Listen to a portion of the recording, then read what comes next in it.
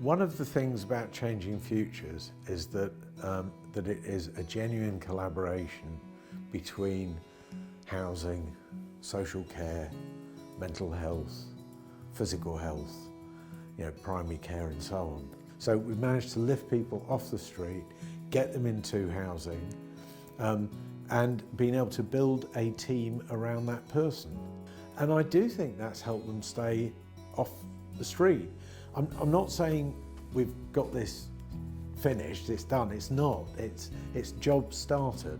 It's different to any other project that I've ever worked on. I've spoken to other services like adult social care or some mental health workers, and they've found it really helpful because the impact's been that while they've still got their massively high caseloads, they haven't got the time to see that person in between the appointments. We've been able to be that kind of glue in the middle, gravy, whatever you'd like to call it, which can then sort of help support that person whilst they're out of these appointments. To me, it's meant, the possibility of sort of instilling some hope in the cohort that we support, the people that have fallen through the cracks, have been difficult to engage, sort of trying to make things a bit better going forward for them. Because of the Changing Futures, I've been able to get that bit of self-confidence, a bit of self-assurance. It's given me a platform to actually work and start doing other projects. I think from the very outset what this programme's been is about bringing agencies together and working in a really joined up way and having a one voice approach to this, and I think that in itself is quite powerful. I think Changing Futures has given the city a really good opportunity. It's to bring organisations together to look at all the systems that affect people experiencing multiple disadvantage, get them talking to each other, think about what needs to change. What Changing Futures has brought to Sheffield is a shift in attitudes and perceptions about people with multiple disadvantaged, seeing them as people who were part of the solution rather than being problem.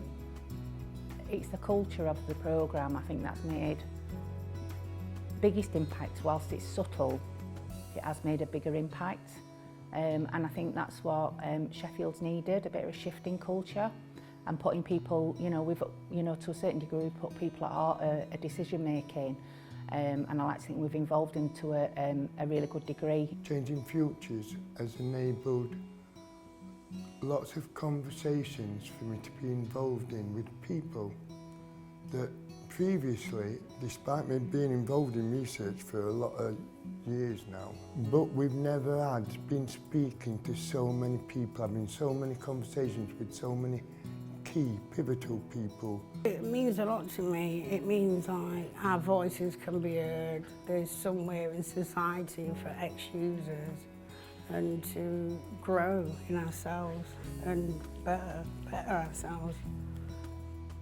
Just walking through that door has a positive effect on everybody that walks through that co-production door.